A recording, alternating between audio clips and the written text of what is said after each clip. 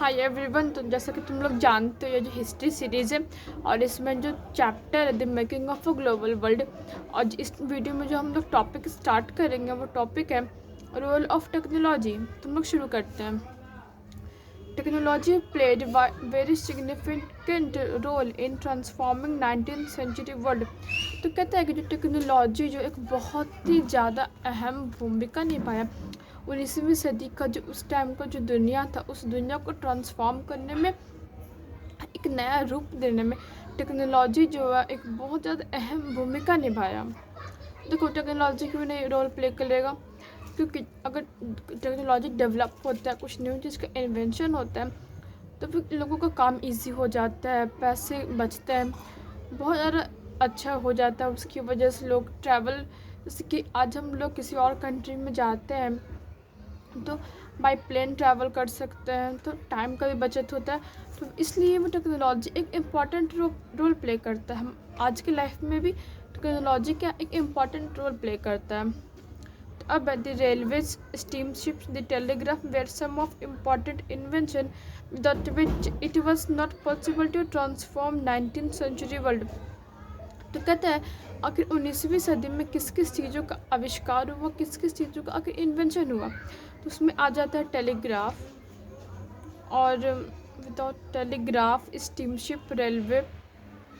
तो कहता है इन सब कुछ कुछ ऐसे चीज़ों का जो है इन्वेंशन हुआ जिसके बिना 19th सेंचुरी एक अहम भूमिका नहीं निभा पाता। मतलब कि 19th सेंचुरी को हम लोग क्यों याद करते हैं? इन सब डेवलपमेंट की वजह से हम लोग 19th सेंचुरी को याद करते हैं।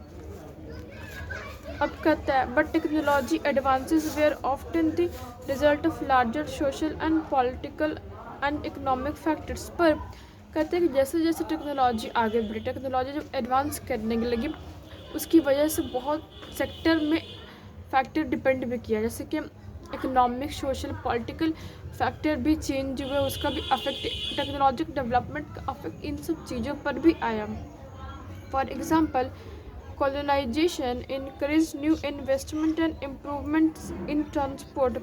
तो कहता है कि अगर हम लोग एग्जाम्पल में देखें, पॉलिटिकल सेक्टर में अगर हम लोग एग्जाम्पल में देखें, तो कॉलोनाइजेशन इनकरेज, जैसे कि कॉलोनाइजेशन हुआ। कॉलोनाइजेशन क्या? जब एक कंट्री दूसरे कंट्री पे अपना आधिपत्य स्थापित कर लेता है, मतलब उसको ओवरकम कर लेता है और उस कंट्री पे वो रूल करता है, तो हम लोग कॉलोनाइजेशन कहते हैं। कि कॉलोनाइजेशन की वजह से क्या हुआ, दूसरा कंट्री यहाँ इन्वेस्ट करने लगा, मतलब जो रूल किया, इस हमारे देश पे जो कंट्री रूल किया वो हमारे कंट्री में इन्वेस्ट करने लगा, डेवलपमेंट करने लगा, इम्प्रूवमेंट होने लगा।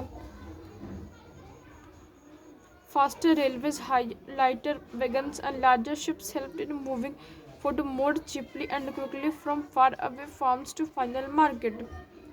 तो कहता है रेलवे के आने की वजह से क्या हुआ, डिस्टेंस कवर होने में ईजी हो गया। वैगन्स, गाड़ी, वैगन्स मतलब गाड़ी। लार्जर शिप, बड़ा बड़ा शिप। हेल्प इन मूविंग, वो क्या किया, मदद करने लगा सामानों को एक जगह से दूसरी जगह ट्रांसपोर्ट करने, मतलब कि जहाँ पर प्रोडक्शन हुआ वो, जहाँ पे फाइनल डेस्टिनेशन है, जहाँ पे उसको जाकर रुकना है, जहाँ पे उसको जाना है, उन सब बीच की दूरी बहुत ज़्यादा है, तो उसको टाइम बहुत ज़्यादा लगेगा। तो इस डेवलपमेंट जो हुआ, डेवलपमेंट की वजह से वो डिस्टेंस ईजी वे में आसानी से वो कवर होने लगे।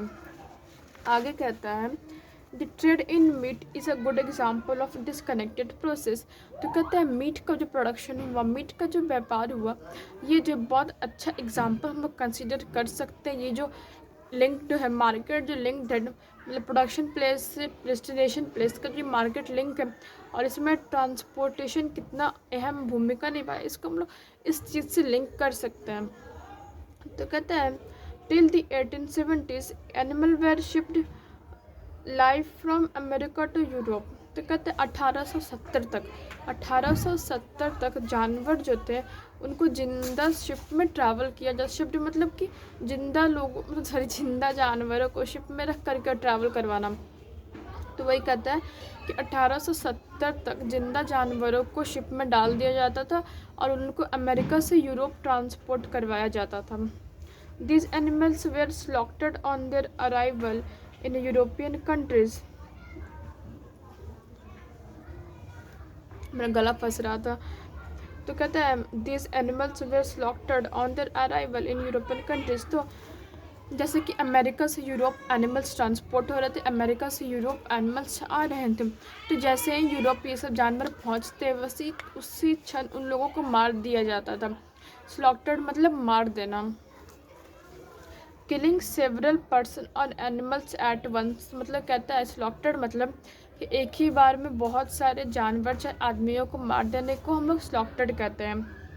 तो but this trade was not fruitful because of many reason. पर ये जो व्यापार था, जानवरों का जो व्यापार था, ये बहुत ज़्यादा लाभकारी नहीं साबित हुआ। फ्रूटफुल मतलब क्या, लाभकारी, बेनिफिशियल प्रूफ नहीं हुआ बहुत सारे कारणों की वजह से।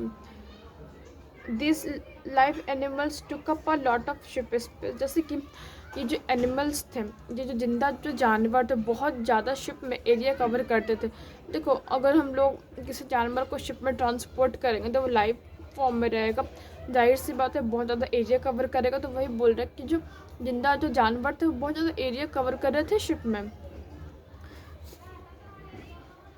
Many also died in voice. तो फिर जब ये समुद्री रास्ता जब वो लोग ट्रैवल करके चाहे रास्ते में बहुत सारे जानवर ऐसे थे कि जो मर जाते थे, फेल इल कुछ बीमार पड़ जाते थे, लॉस्ट वेट और बिकम अनफिट टू इट कुछ वेट मतलब लॉस कर देते मतलब पतले हो जाते थे, और कुछ इन सब कारणों की वजह से उनको खा पाना बेसिक तो ये तो ना खाना है, इन सब कारणों की वजह से इन सबको खा पाना एकदम नामुमकिन हो गया था।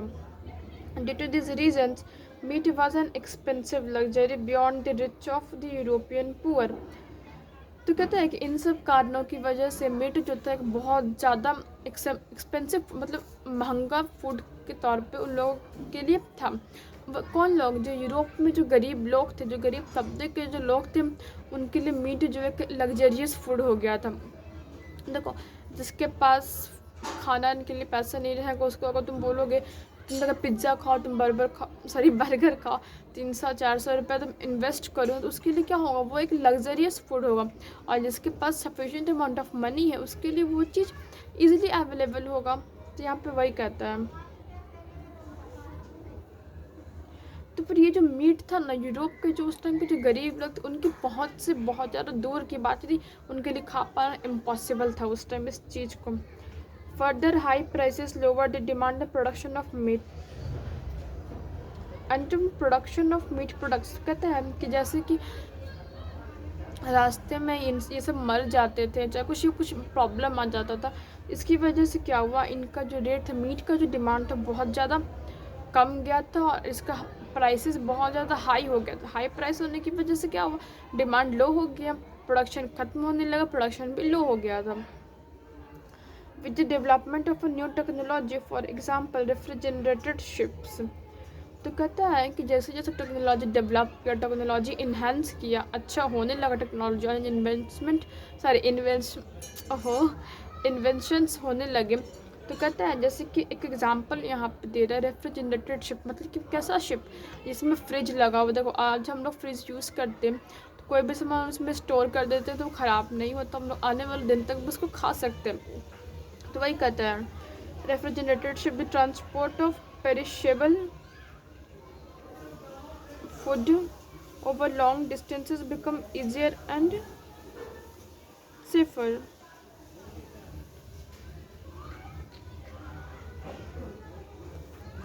एक मिनट वर्ड देख रहा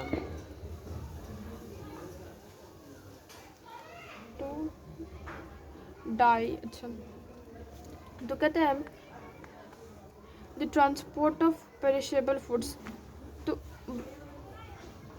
तो वैसे सामान जैसे कि वैसे सामान पेरिशेबल मतलब क्या, तो डाई मतलब जिसको हम लोग मार सकते हैं।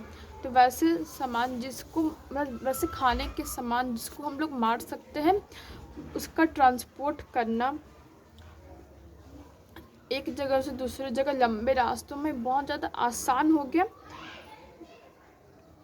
और इस सेफ वे में भी वो लोग ट्रांसपोर्ट कर सकते थे। अब कहते हैं now animals were slaughtered for food at the places of export. तो अब जो था टेक्नोलॉजी डेवलप होने के बाद, टेक्नोलॉजी का और ज़्यादा इन्हेंसमेंट होने के बाद अब जो एनिमल्स को स्लॉटर्ड मतलब पहले क्या बात हुआ कि एक ही बार जानवरों को मार देना। तो अब जो एनिमल्स थे उनको जहाँ पे उनका एक्सपोर्ट हो रहा था मतलब जहाँ से उसको बेचा जा रहा था वहीं पे अब एनिमल्स को मार दिया जाता था। For food at places of export. अब एक्सपोर्ट कहाँ कहाँ से हो रहा था, नाम बताया है, अमेरिका, ऑस्ट्रेलिया और New Zealand. Then they were transported to Europe as frozen feed. अब जो है यूरोप में ये जो एनिमल्स पहुँचते थे, मतलब जमे हुए मीट के तौर पे वो लोग अब यूरोपियन मार्केट में अब वो फ्रोजन फीड मतलब मीट जमे हुए मीट के तौर पे अब वो यूरोप में पहुंच रहे थे। This reduces shipping cost and lowered meat prices in Europe. अब इससे क्या होता है कि जो शिपिंग कॉस्ट है, मतलब ट्रैवल करने का जो एनिमल्स को शिप पे ट्रांसपोर्ट करने का जो कॉस्ट था, जो पैसा था, अब वो कम हो गया। जैसे कि स्पेस कम लेगा, भार कम होगा, तो अब तो पैकेट फॉर्म में बिक जा रहा था मीट। तो इससे क्या हुआ, उससे जो क्या हुआ, ये जो कॉस्ट था वहाँ पे, इन लोग का ट्रैवल कॉस्ट जो था एनिमल्स लोग का वो कम गया। उसके कमने की क्या हुआ, यूरोप में जो इसका प्राइस था, मीट का जो प्राइस था वो भी घटने लगा। दिस रिड्यूसेस शिपिंग, ये तो हो गया। It enable the poor in Europe to afford for meat and other variety of foods. तो इससे क्या हुआ, जैसे कि अब यूरोप में क्या हुआ, मीट सस्ता हो गया। अब मीट सस्ता होने की वजह से होता है कि यूरोपियन जो पीपल थे, जो यूरोप के जो पुअर लोग थे, इस मीट को भी अब अफोर्ड करने लगे, अब उन लोग भी खाने लगे। Earlier they consumed only bread and potatoes. अब मीट सस्ते होने के पहले वो लोग क्या खाते थे, वो लोग सिर्फ ब्रेड और आलू ही खाते थे। देखो मीट सस्ता हुआ, उन लोग का अब अफोर्ड करने की वो लोग क्षमता में आ चुके थे। Now most of people could add meat, butter and eggs in their diet. अब कहता है अब अधिकतर लोग, मतलब यूरोप के अधिकतर लोग, चाहे वो अमीर हो चाहे वो गरीब हो, अब अपने डाइट में, अब अपने रोज़मर्रा की ज़िंदगी में जो लोग खाना खाते थे उसमें एग, बटर और क्या कहता है मीट अब अपने में खाते थे, ऐड कर लिए थे। Their standard of living improved.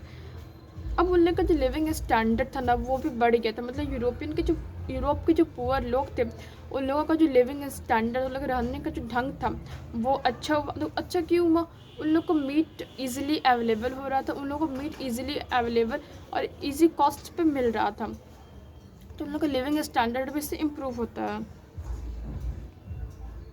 which ultimately promoted social peace within the country and support for imperialism abroad। इससे क्या होता है ना कि देखो अमीर और गरीब का थोड़ा डिफरेंस कम होता है और इससे समाज में एकदम शांति हो जाती है। तो आपका जो टॉपिक है, जो इसके बाद का जो वीडियो आएगा, लेट 19th सेंचुरी कॉलोनाइजेशन, और उसके बाद है रिंडरपेस्ट और कैटर प्लेग। तब इसको यहीं पे छोड़ देते हैं। देखो अभी कुछ टॉपिक बचा हुआ है कंप्लीट करने के लिए। कितना बचा हुआ है, काफ़ी है अभी। अच्छा तुम लोग हमको कमेंट करना कि जैसे कि मतलब जैसे हम समझाते हैं समझ में आता है कि नहीं, कि कुछ इम्प्रूवमेंट का ज़रूरत है। देखो हम कोई पढ़ाए नहीं है किसी को, कि कोई इम्प्रूवमेंट का ज़रूरत है चाहे कुछ, मतलब कमेंट करना, तो हम काट देते हैं।